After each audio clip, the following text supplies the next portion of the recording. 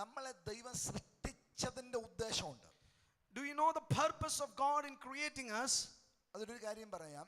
I want to tell you a thing in that. വെളിപ്പാട് 4:11 വായിക്കുന്നു, കർത്താവേ നീ സർവ്വം സൃഷ്ടിച്ചോനോ, സർവ്വം നിന്റെ ഇഷ്ടം ഹേതുവായി ഉണ്ടായതും സൃഷ്ടിക്കപ്പെട്ടതുമായാൽ ബഹുമാനവും മഹത്വവും ശക്തിയും സ്വീകരിപ്പാൻ നീ തന്നെ യോഗ്യൻ എന്ന് പറഞ്ഞ് കിരീടങ്ങളെ നിർത്തിട്ടു ആരാധനയാണ് കാണുന്നത്. In Revelation chapter 4 we see that God, you are the one who created everything, and everything was created according to your will, and therefore you are worthy of honor, praise and worship. Therefore we put down our crown, and the people put their crown down and worship the Lord. Praise the Lord. Praise the Lord. അതിനകത്തൊരു ഭാഷാന്തരം എങ്ങനെ എഴുതിയിരുന്നു ഇംഗ്ലീഷിൽ വേഷം, by your will we were created and exist.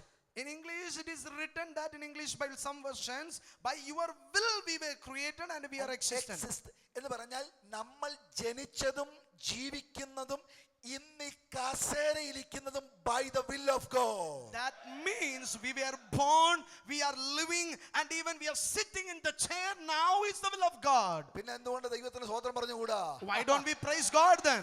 ദൈവത്തിന് ശക്തിയോടെ ആരാധന കൊടുക്കണം. Hallelujah.